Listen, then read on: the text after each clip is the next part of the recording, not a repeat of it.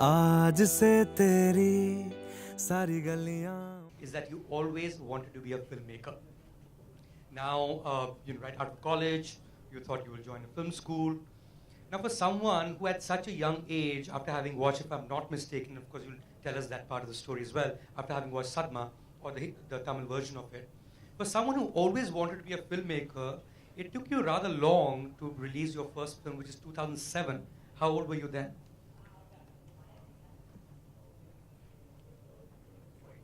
Right. So to debut at 42, when at a very young age you knew you were going to get in films, how did that work out? That's because I think I must have done about 2,000 films before that, which is, it's strange. When I got into advertising, when I was actually, I'd gone to a film school, I didn't quite like the people who interviewed me. I actually got a seat there, but I said, I have this romantic idea of film, and these guys are asking some very academic questions and all this stuff. I lose interest in film by kind of, and I ran away. I know you said this before, but what exactly is that? What did that interview panel ask you that really put you off? They asked me something like, why do you think this was shot in black and white and color? I said, well, he liked it, he liked the color. I like black, so I suppose. So it was like all these meaningless things. Did you see that particular? What do you think is a mood transition? I don't know how you study film like that, because a lot of it is subconscious and you don't plan it like that. Once you start analyzing it like that, it loses the magic out of that. I've always felt that. So I didn't quite like it. So ran away, and there was a funny ad actually which one day in the papers which had a logo which used to come at the end of every Bunyad episode. It said, "Tell me in 100 words the person you are." I said, "Oh shit, Ramesh Sippy is calling me to ask who I am." Okay, 100 words. So I wrote, and there was a person who met me in Mudra, and I told him, "Listen, I came here to meet Ramesh Sippy." He said, "No, this is an advertising agency, and we make ads." I didn't even know there was a thing called an advertising agency at that point in time. So he said, "Listen, I think you just come with me, spend about 4 or 5 months. I think you need a meditative program, after which you can meet Ramesh Sippy." I got into advertising, and I liked it because I've always dreamed. Somebody asked me long back, how will I become a filmmaker? I was in Bangalore. I said, I'll be walking along in Road. Somebody will come with a suitcase and give me so many lakhs, and I'll make a film. Then I got into advertising, and that was actually happening to me. Clients were coming with lots of money saying, please give me ideas, please give me ideas. I saw it like that. So it was a great thing for me to say, hey, this is a great way to make film. I mean, I have an idea. I have to find some way of kind of matching their problem with my idea. And I mean, the suitcases didn't come to me, paid to the agency, but it happened. So I got addicted to this stuff, and I never missed feature films. And I met Ramesh Sippy actually after 14 years in advertising, and I told him, the reason that I was there, I never really met him. I never really wanted to meet him, also because I was very, very addicted to what I was doing. So the reason why I took to 2007, because I didn't miss film because I was doing them all the time. So your idea of films, when you watched it in the big screen, the feature film with the stars, that the usual, most kids, when they watch movies, that's the first impression they have. That was not your case? It wasn't the case. I was really fascinated by the art of telling stories. And that, I think, the stories fascinated me a lot more. Of course, I loved the stars. But it was not like I was dying to work with stars. I was a huge fan of Bachchan. I was a huge fan of a lot of people. But it wasn't that I missed working with them, and because I was telling stories. So the first time when I got a chance to kind of work with Bachchan, that's when the true power of cinema kind of hit me all over again. Because in advertising, actually, in those days, that's about 2000, the celebrity bit wasn't there as much as it is today. You would very rarely find celebrities in advertising. In fact, when Bachchan first did Parker Pens, it was possibly one of the first early ads of celebrities coming into advertising. There weren't many. There were a few celebrities, of course, but not many. So you didn't really get in touch with celebrities in advertising either. So that whole world kind of went a little bit away from me. But as an ad man, do you find the use of celebrities to push a product a rather lazy form of it, in the sense that they already have a certain captive audience and they will certainly watch this ad anyway, or so one believes, rather than you having to come up with a great storyline as it used to be back in the day? I wish that was true, because it's no longer true. There's so many, every celebrity is doing an ad, so nobody's waiting to see a celebrity.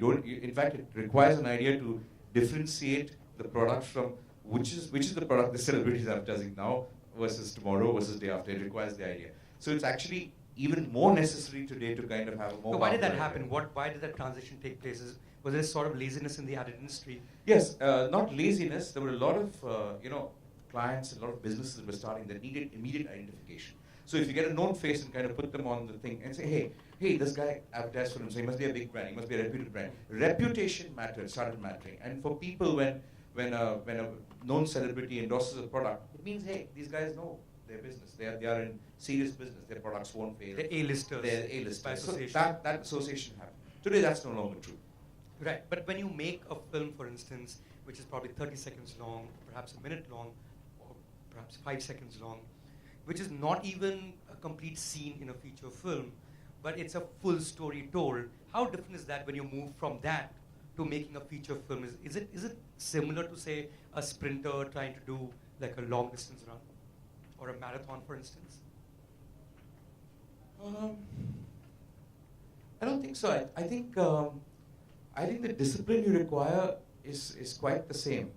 You tell a story, and the story has a lot of sub-stories in a feature film, whereas the story has one story in the ad film. So you can tell any of those ad films, you can make it into a 2-hour film if you add a lot of sub-stories into it, keeping the main story the same.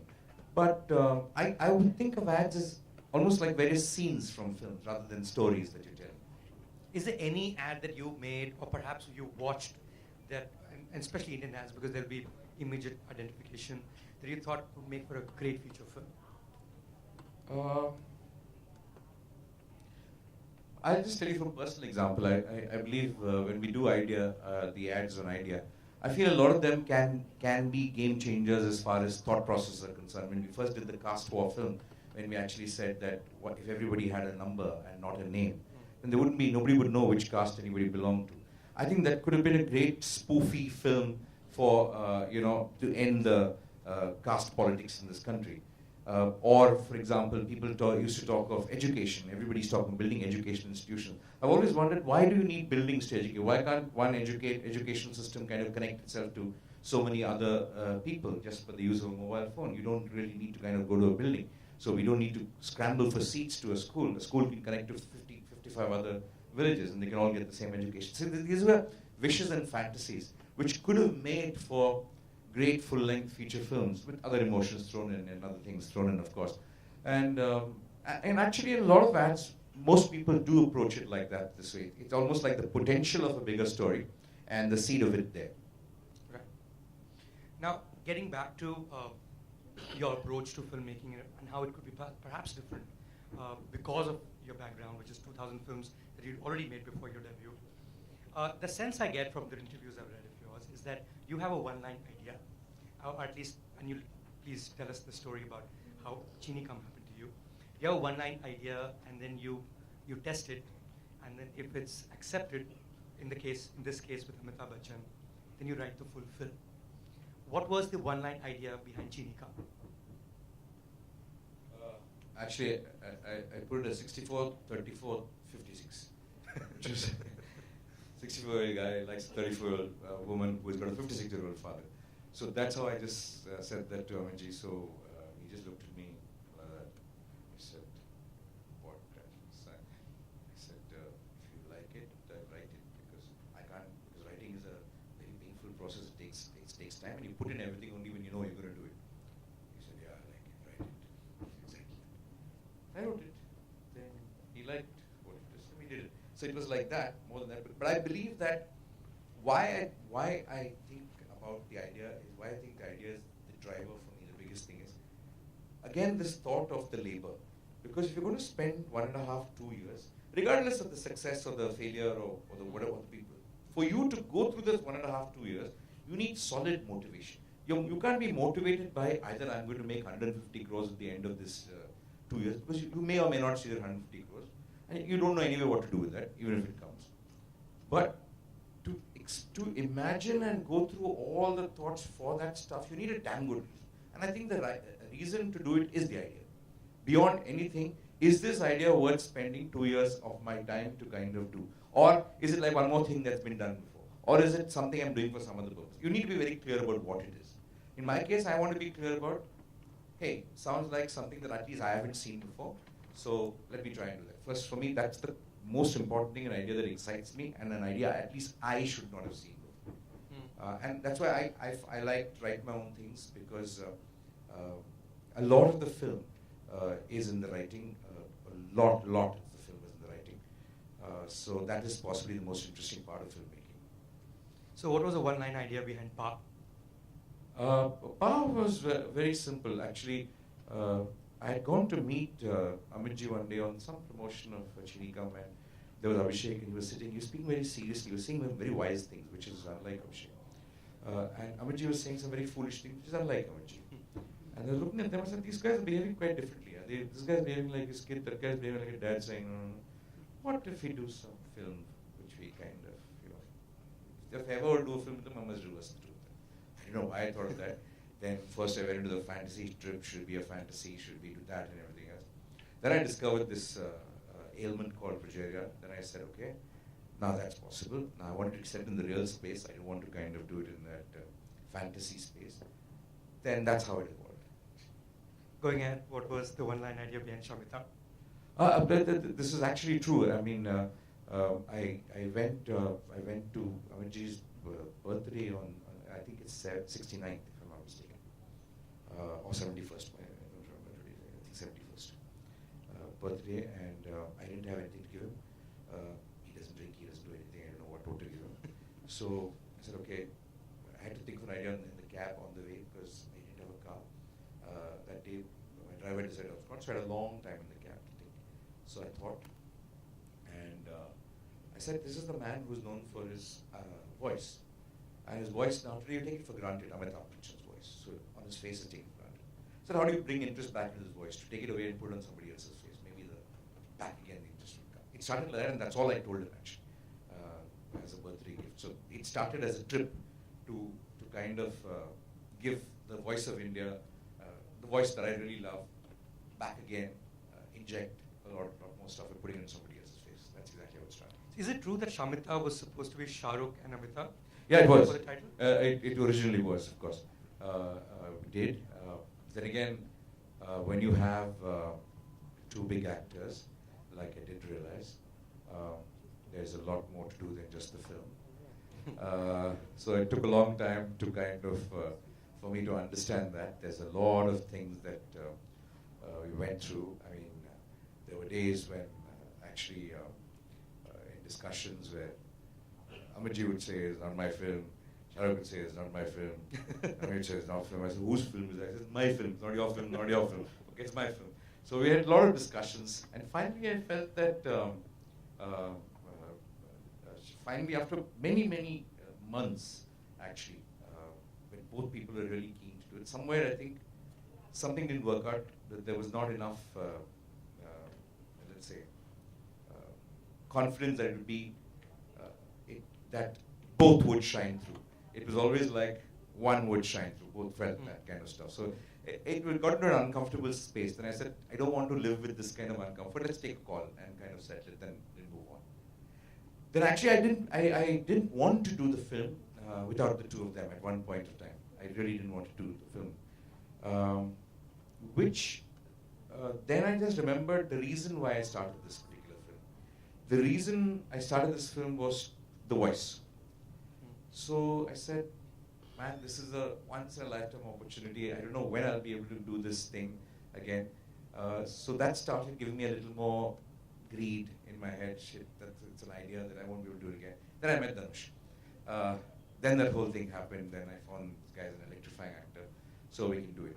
But it was originally written as one superstar's voice, the biggest superstar, on another big superstar's face. It was written like that. Of course, I changed the film a lot for when Dhanush got on board. I rewrote a lot of it. Did it ever go into the space of perhaps movement from silent to talkies, and then there would be a phase, but he may not have been a great singer, because back then you had to be a singer to be a talkie actor. So did it ever enter the space of perhaps, or was it? No, it wasn't. Just Amitabh Bachchan's voice? It had a lot more, let's say, drama. It had a lot more, what should I say, conflict, because the characters were like that. It had a lot more dham, dhoom, dhoom, dhoom, bashing each other up a lot more, which I wrote it as a lot more fun, because of the characters I was working with after that. So that's really what happened. Right. So it's fascinating, huh? So your entire feature film career so far is purely with Amitabh Bachchan as being the muse of the original idea. Was Chini Kam also because Amitabh Bachchan, 64, what happens when someone like him dates someone who is half the age but actually has a father? Was he the starting point again? See, Chini Kam happened very funnily. I didn't set out to a film. I saw this movie called, I think, Dev, which Amitji acted with Om Puri. And for some strange reason, I had worked with him just 2-3 weeks back on a Parker ad.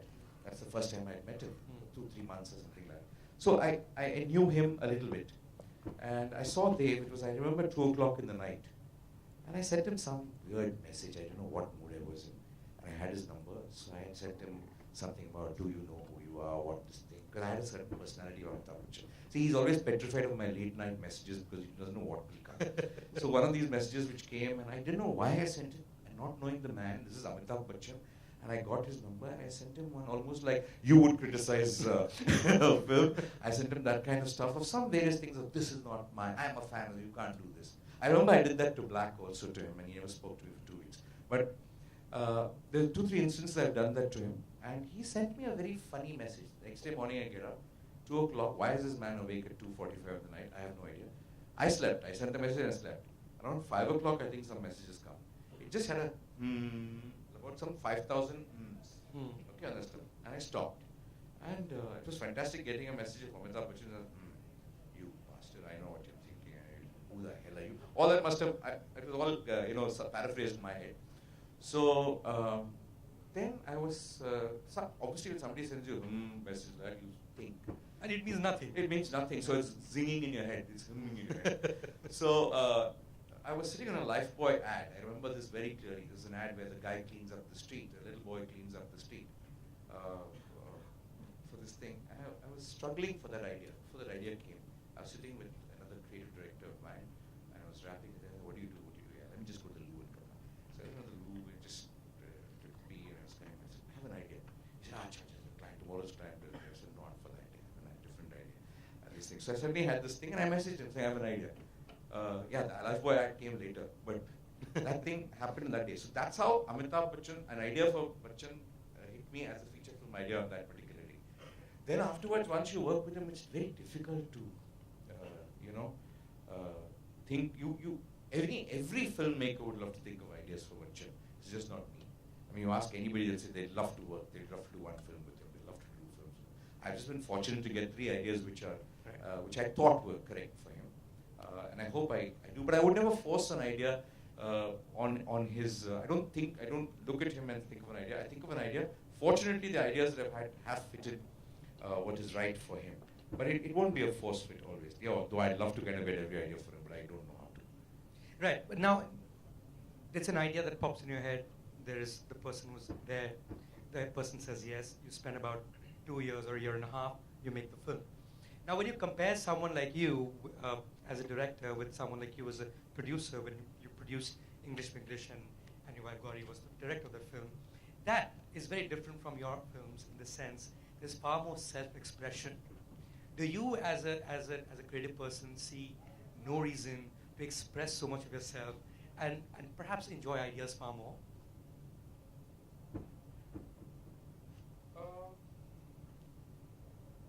It's not that. Actually, this is a question that popped in my head when I did Paa. I think when there is self-expression within an idea, in that unique definition of an idea, I think the idea will always take over. You will not see the self-expression. You will see the idea. But when there is self-expression devoid of that unique idea, which we in traditional terms call an idea, then you see the self-expression far more. But it is not that the idea is missing. There is a beautiful human idea in everything. Sometimes it may not be a human idea. It could be a trippy idea. It could be something else. Ideas come in various forms. So you will notice what is different first. That will, like in Paa, whatever the emotions are between Amitji and Vidya and everything else, you will always be talking of, hey, how did you do makeup for 4 hours? How is Amitabh Bachchan looking so young? Nobody, I mean, though people, when watching the movie, will feel the emotion, but you will not be talking of the emotion. Okay? Whereas in English, I don't think there is anything like that to distract from the emotion that a lady is feeling. So far, the films I've done have had that, which is an idea, and where the human relationships have been a subset of that particular idea. Currently, the film that I'm doing has only human expressions. There is no one-line idea with this There current is. film of yours? It's not one of the trippiest one-line ideas. It's an idea. It's a human idea more than the ideas that have kind of I've gotten used to. No, like what I'm trying to get at is, for instance, when you see a film like Paa, or for that matter, Chinikam, or perhaps Shamita, are there moments in the film which we as an audience may have missed, but they're very, very close to you in the sense of it being an emotional self-expression in some form? A character, perhaps, a line, maybe, a moment, a scene. Because, as you said, we are quite overawed by the originality of the idea per se, but we forget there's actually a human emotional experience for you as well, which was far more obvious in the case of English to English. I think the beauty of English to English, see, I think English to English is possibly one of the, it is one of the classics of this country, and I think much as people have liked English to English, I think it's far, it's not been given the credit that it ought to have been, because I think if there are 3-4 classics in this country, English to English belongs to it, because you won't get a subject like that. You will not get emotion, a universal emotion of English. It's like Lagan. You got cricket, you got English. These are two phenomenal things which unite a lot of people. The not knowing English and something to do with cricket. These are universal themes. So they are classics. That's what I define as classical ideas, which are there. So it's a very special film. I don't think we can make films like that every day. You don't get subjects like that every day, regardless of that. Regardless of whether it's an idea or a human emotion, that kind of human emotions to experience is very rare. So I just hope someday both Gauri and I can think of, or I can think of an idea which is, or think of a film as good as English to English. Both of us keep looking at it, because I'm truly fascinated by the film. It's so simplistic. It is, and I know how it originated and where it started, because when she told me the idea, and it was very just a one-line thing about this English bit. I was like, I said, it must be done. Let's do it. And when I read the script afterwards, it was there. It is there on paper. It's almost like if words could be converted to visuals just like that, if it was a machine, it would be like that. It's like, so you could see the film like that. Because also I think that's a beautiful story of a woman discovering us. It didn't have too many, what do you say, people talk of layers and what a film has, layers and everything else. I think layers should be, it's a classic film where I believe there are so many layers which are packed into a nice cushiony top. You know, you have to feel the top. You shouldn't be feeling the layers all the time. The layers are supposed to feel that nice cushion there. It was that kind of a film. So I just believe that otherwise, if you don't get classic emotions like that, I think you need an idea. What, according to you, is a really good film?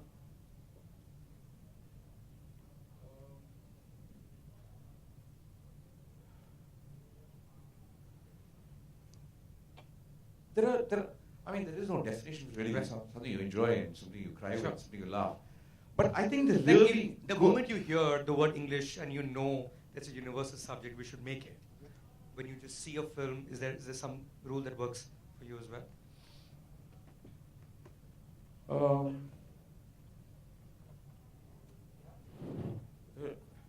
Or is there anything that you find common between all the movies that you love? Either you lose yourself in it, or you identify with something so much that you want to be that. I think it's one of the two things. Either you forget yourself, or you remember yourself so acutely, or you elevate yourself to that character in that film. Okay, there are films like Lagan, for example, where you lose yourself in that film, which is so beautiful. Whereas a film like Sadma or Mundra Pirai, where I want to go through the pain of that particular character, you don't lose yourself. You wish to be in that particular position.